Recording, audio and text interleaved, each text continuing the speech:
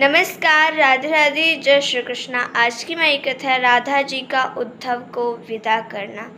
देखिए, राधा जी कहती हैं, हे उद्धव, अब तुम जाओ मथुरा, क्योंकि तुम भगवान श्री कृष्ण से दूर ना रहो, ज़्यादा देर तक दूर ना रहो, यही मैं चाहती हूँ। क्योंकि मैं जानती हूँ कि वो जब दूर हो जाते हैं व्यक्ति से तो व्यक्ति कैसे ही मर सा जाता है, इसलिए तुम उनसे दूर मत रहो।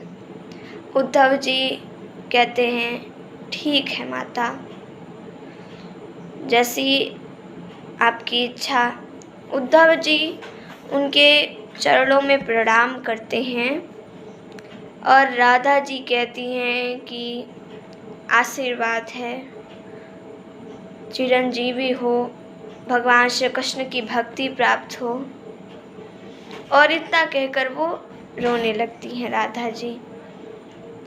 उद्धव जी पुनः कहते हैं, हे माता,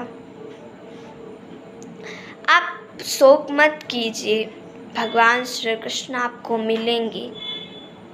हे माँ, आप का दर्शन मुझे मिल गया। समझिए, संसार की सबसे दुर्लभ वस्तु मिल गई, आपका और भगवान श्री कृष्ण का।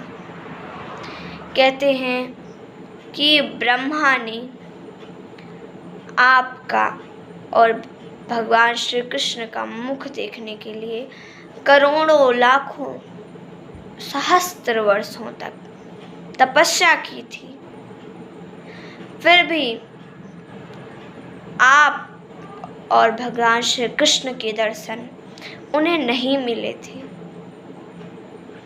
हे माता, ब्रह्मा जी काफ़ी उदास थे कि मैंने इतनी तपस्या की, फिर भी क्यों नहीं मुझे मिले दर्शन। तो एक आकाशवाणी हुई जिसमें बताया गया कि हे ब्रह्मा, तुम्हें वाराह कल्प में भगवान श्री कृष्ण और राधा जी के दर्शन होंगे, और हुए भी थे। हे माता,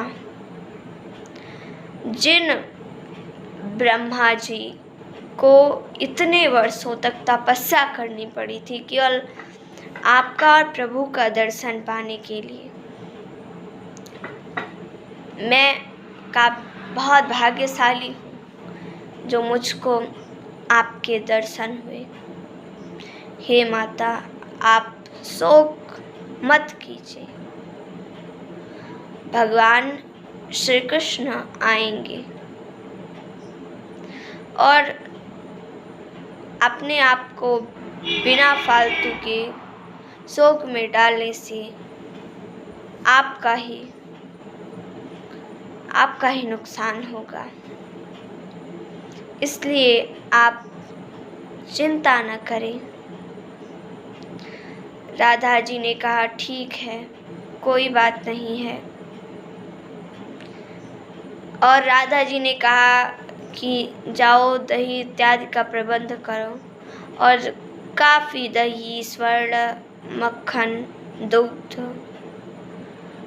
जितनी सब चीज़ें थी राधा जी ने उद्धव जी को दिखाई कि मार्ग में कोई भी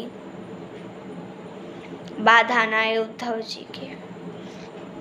उद्धव जी विदा ले रहे हैं, माता मुझे जाने दीजिए। राधिका जी बहुत रुदन कर रही हैं, कहती हैं जाओ जाओ, काफ़ी रुदन कर रही। और उद्धव जी चले जाते हैं तो राधिका जी बेहोश सी हो जाती हैं, कि कहती हैं कि हे उद्धव, अब कब आओगे तुम भगवान श्री कृष्ण को लेकर।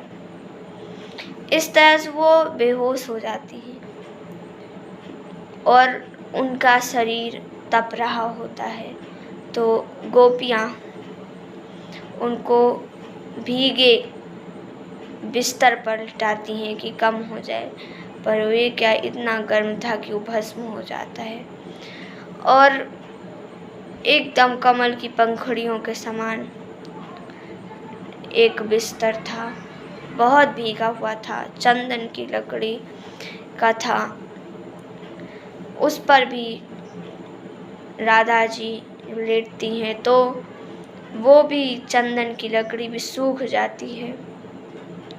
गोपियाँ बड़ी परेशान होती हैं, वो काफ़ी राधा जी को समझाती हैं। राधा जी एक ही बात कह रही थी कि उद्धव फिर कब आएंगे भगवान श्री कृष्ण को लेकर, और गोपियाँ कह रही थीं कि आएंगे, आप चिंता न करें, काफ़ी समझा रहे थे। अब उद्धव जी मार्ग से चलते चले आ रहे हैं और वो आते हैं नंद महल। वहाँ पर यशोदा जी के पास आते हैं। तो आगे की कथा क्या होती है, क्या होता है आगे, इसकी कथा को हम कल सुनेंगे। तब तक के लिए धन्यवाद। राधे राधे, जय श्री कृष्णा।